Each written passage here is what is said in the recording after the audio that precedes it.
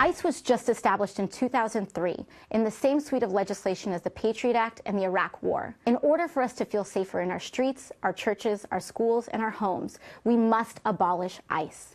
This is the legislation that we need, and this is the legislation that is going to move us forward as a country. Okay, so that is a commercial from Alexandria Ocasio-Cortez.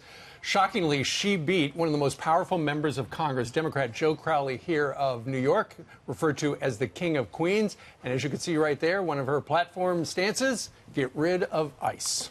Michelle Malkin joins us now, host of Malkin. Michelle Malkin investigates on CRTV. Michelle, what is this big pull now, get rid of ICE, as if they are the problem as they crack down on illegal immigration in our country? Yeah, I don't just question the patriotism of the Abolish ICE movement. I question their sanity.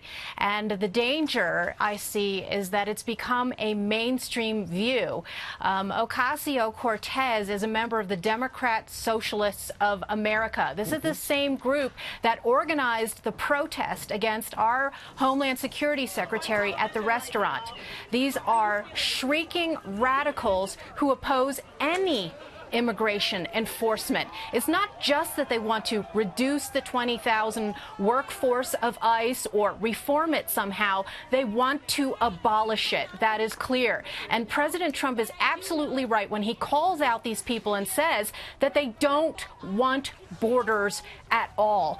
What do they propose to replace ICE with? I think the little summary that the Democrat there just gave of why ICE was formed in the first place is missing the crucial context. Remember, guys, that it was after 9/11 that we realized that there were upwards of 600,000 deportation absconders within the country, that 40% of all of the illegal aliens that are here were as a result of visa overstayers, and that there was no interior enforcement to make sure that people that we knew were here illegally were being tracked down and kicked out. Michelle, the Democratic Party is clearly divided. You've got those that are the far, far lefters, the Bernie Sanders, this lady who just won.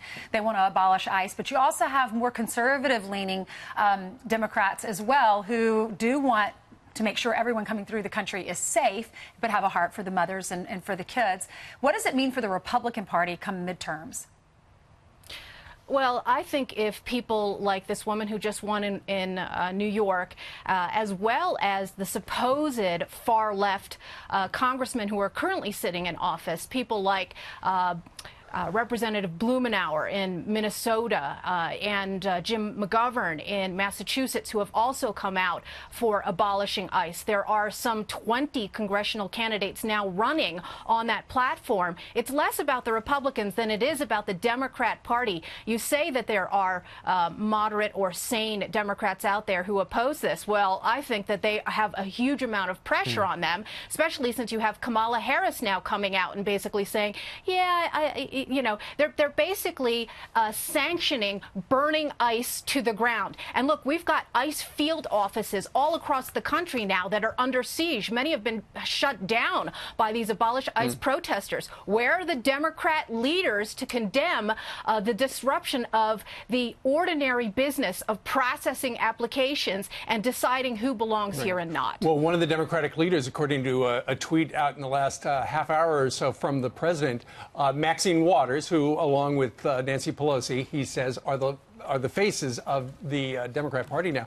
Did you see this piece of video? I saw it on Drudge yesterday. It was posted by investigative reporter Laura Loomer, who is a Trump supporter, and because Maxine Waters said go out and confront members of the president's cabinet, she decided to go out and confront Maxine Waters. Watch this.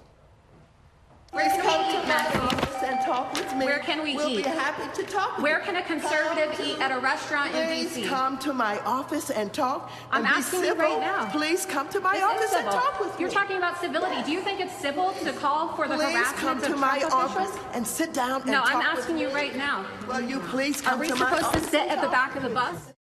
And so she got into that elevator, which was for members only, and they wouldn't let Laura into it. So what do you make of that, Michelle? Well, first I have to say kudos to Laura Loomer for turning the tables and giving a little small dose of Maxine Waters' own medicine right back at her.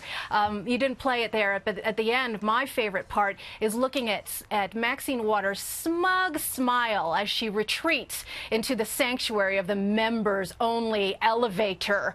You know, this is a woman, and I've been covering her since I worked at the Los Angeles Daily News in the early 1990s, who made a name for herself. Her entire political persona has been as a mob instigator. She was the one that excused the riots in L.A. that cost 63 people their lives, $1 billion in property damage, 12,000 arrests. She called it a rebellion that was justified by social justice. This is a woman who made common cause with Crips and Bloods and Damian Williams, who yanked poor Reginald Denny out of a truck at a corner in South Central LA, and basically said that these were just troubled youths. Is it any surprise? Once a mob inciter, always a mob inciter. And now you've got all these Democrat leaders who are pretending to distance themselves from her. The fringe is the center in the Democrat Party. Michelle, thanks. Notice she was confronted at work, not at a restaurant, not at Sears, at work. That's right. She's calling for everybody to be disrupted, whether they're pumping gas or out with their families. With their families. Right. Thanks, That's Michelle. right. Michelle Malkin, You bet. appreciate it.